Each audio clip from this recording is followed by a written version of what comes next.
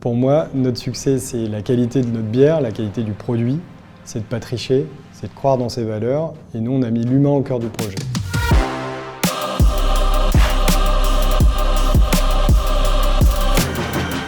L'histoire de la brasserie a commencé avec deux amis d'enfance. L'un était ingénieur agronome, l'autre banquier. Ils avaient un peu fait le tour de leur métier tous les deux et autour d'un barbecue, voilà, on avait buvé déjà une bonne bière à l'époque. Et en fait, tout simplement, ils se sont dit qu'est-ce qu'on pourrait faire. Olivier avait des talents de brasseur. Ils brassaient dans leur garage et voilà, en fait, ils ont testé un petit peu, donné aux amis, voir ce que ça donnait, ce que ça plaisait, est-ce qu'il y avait quelque chose à faire.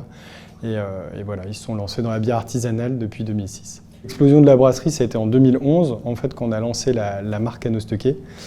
Et en fait, donc c'est un produit qui est né d'un retour de voyage des États-Unis où en fait là-bas ils ont découvert les houblons américains. En revenant de là-bas, ils se sont dit il y a quelque chose à faire avec les bières houblonnées. Donc Anno Stocké, on le lance en 2011. On a une première consécration, c'est en 2016 où on a été élu meilleure bière du monde dans le style bière de garde, bière de saison. Donc sur l'Anno Stocké saison. Et entre deux, on a créé aussi la marque Fier et on a lancé aussi une autre gamme de bière qui s'appelle la Ville de Léeux. Donc la Ville de Léeux, en fait, c'est tout ce qui est bière vieillie en barrique. La base de la brasserie, la base de comment on fonctionne, c'est qu'en fait, on est tous des passionnés de bière et en fait, on fait la bière comme nous, on l'aime bien. Et après, je pense que le succès de l'Anno Stocké, c'est finalement la capacité de créer des produits qui sont équilibrés et qui ne sont pas dans les extrêmes.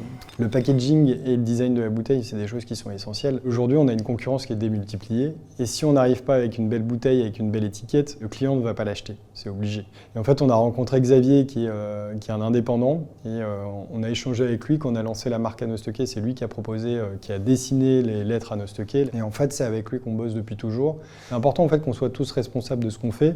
Et je pense que si on n'avait pas ça derrière, parce que voilà, l'humain c'est au cœur du projet, si l'humain il répond pas derrière, on peut avoir les meilleures idées, avoir le meilleur marketing, avoir tout ce qu'on veut, bah derrière en fait ça répondra pas. Et voilà, nous on laisse de la liberté aux brasseurs pour avoir des idées, on laisse le commerce avoir aussi des idées, des initiatives, enfin voilà, chacun est investi pour que ça se passe bien et tout le monde va dans le même sens pour que la boîte aille de mieux en mieux. Et en fait, c'est toujours intéressant parce que quand on est chef d'entreprise, on a besoin d'avoir une stratégie. La stratégie, elle se construit aussi en s'enrichissant des autres. Puis le client, je pense qu'il s'est retrouvé parce que c'était joli, c'était bon et voilà, ça part tout de suite.